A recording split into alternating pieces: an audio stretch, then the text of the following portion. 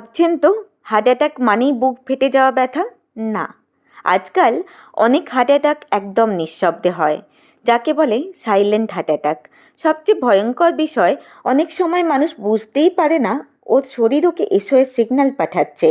WHO আর American heart association বলছে 30 বছরের নিচের অনেক কার্ডিয়াক পেশেন্টের মধ্যে 20% মানুষ তাদের প্রথম হার্ট অ্যাটাক বুঝতেই পারে না, কারণ লক্ষণগুলো হয় খুব স্যাটেল।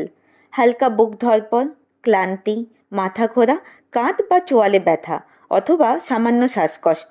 আমরা কি ভাবি গ্যাস হচ্ছে, কিন্তু আসলে সেটা হতে পারে আপনার হার্টের ওয়ার্নিং কল। এই সাইলেন্ট অ্যাটাকগুলির পেছনে দায়ী অতিরিক্ত স্ট্রেস, ঘুমের অভাব, oily junk food, physical inactivity. আমাদের শরীরে স্ট্রেস হরমোন কর্টিসল বেশি হলে ব্লাড ভেসেলগুলি কন্ট্রাক্ট হয়ে যায় আর কোলেস্টেরল ডিপোজিট করে দেয় হৃদয়ের ছোট ছোট আর্টারিতে। ফলে ধীরে ধীরে রক্ত চলাচল কমে যায় আর একদিন হঠাৎই ঘটে সাইডেন অ্যাটাক। দেখুন, পেন না থাকলেও ডেঞ্জার কিন্তু কম নয়।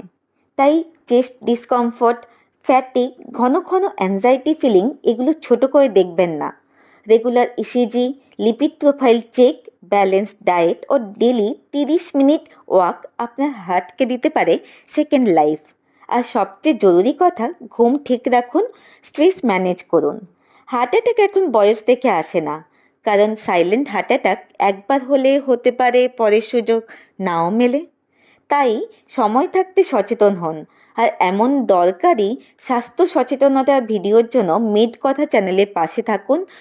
চ্যানেলটি সাবস্ক্রাইব করুন আর কমেন্ট সেকশানে জানাতে ভুলবেন না নেক্সট কী টপিকে আপনারা ডিসকাশন চান। ভালো থাকবেন, ভালো রাখবেন। নমস্কার।